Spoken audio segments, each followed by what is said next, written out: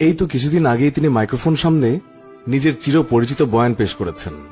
হঠাৎ অসুস্থ হয়ে চলে গেলেন তিনি আমাদের সকলকে ছেড়ে। কাছে শুভাকাঙ্ক্ষী, সহকর্মী, এছাড়াও তার অসংখ্য ভক্ত। এত ভালো একজন মানুষ ছিলেন, সকল গুণে তিনি ছিলেন গুণান্বিত।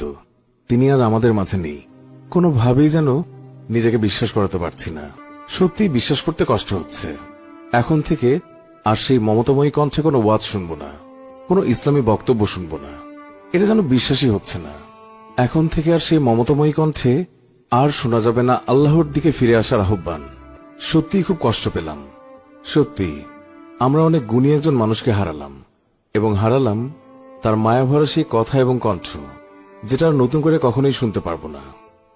হুজুর হয়তো আল্লাহর কাছে অনেক প্রিয় হয়ে গেছেন, তাই তো আল্লাহ তাকে তার কাছে নিয়ে গিয়েছেন। কিছু কিছু মানুষের মৃত্যু সংবাদ মনকে খুব কষ্ট দেয়। যদিও কেউ কারোর সাথে পরিচিতি নেই, তবুও যেই কষ্টটা অনুভূত হয় তা দ্বীন এবং ইসলামের জন্যই।